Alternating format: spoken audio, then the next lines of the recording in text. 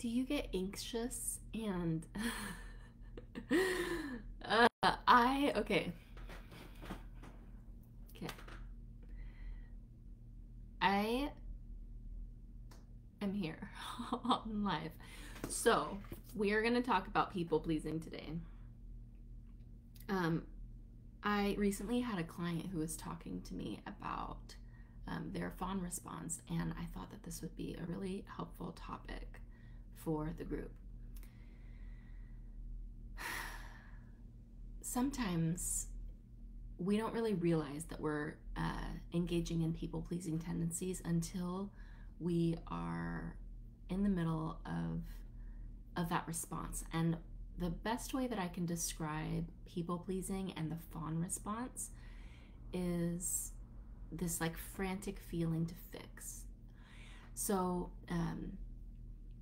the way that this can show up in your home or with your partner is if you feel like, let's say for example, they are washing the dishes, you might feel like the need to like get up and take out the trash. Or let's say they're like, hey, I sent that email off to the kids doctor. You might be like, oh, I did such and such. There's this like desire to get even, this desire to sort of like make yourself as valuable as that other person, and that can be one of the ways that people pleasing shows up. I like to call it fawning, but most people talk about it in terms of people pleasing. So there are 4 trauma responses. Fight, flight are the common ones that you've probably heard, but then there's also fawn and freeze. Fawn is what we're talking about today, people pleasing. And so that panic feeling you get when you see somebody doing something basically creates in your body this fear that you're not doing enough or that you're not good enough. And basically that's the threat, and you're responding to it. You're trying to get safety from that threat by showing that you're valuable too. They're showing you that they're valuable, which brings up the feeling in you, maybe I'm not valuable enough, maybe I need to show my value. And so you try and prove that to them. Hi. You try and prove that to them by sort of getting even in a good way. But it's not really from a place of wanting to be of service in that moment. It's coming from a place of fear.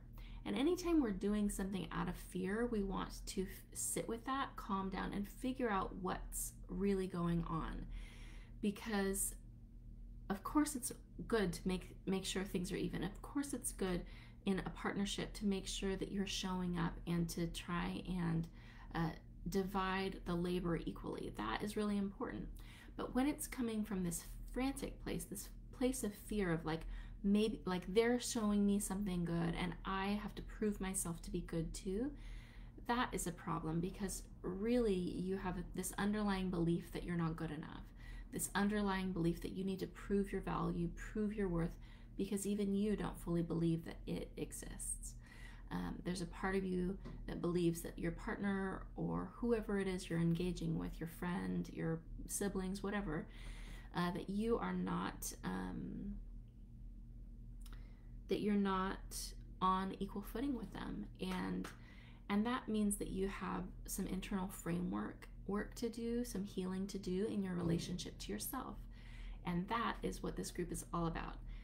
Along with being about communication, partner relationships, parent-child relationships. We talk about so much stuff in this group, but basically everything to do with our relationship to self, our relationship to others, that's what this group is for.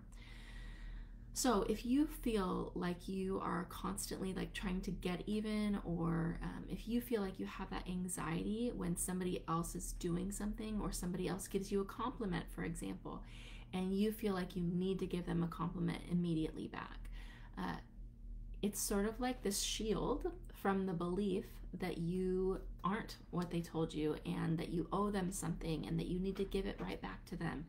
There's this inability to sit with somebody's love for you or somebody's gift to you. Your ability to receive is underdeveloped because you had to learn to show yourself as valuable. That is a lot of where people pleasing comes from.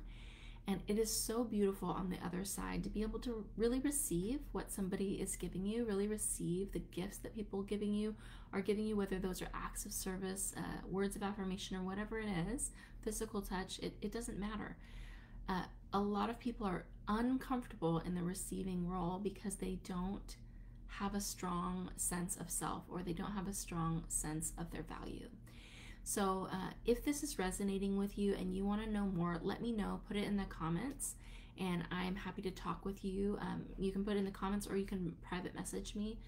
Once your relationship to yourself is straightened out and you truly love yourself, life gets easier.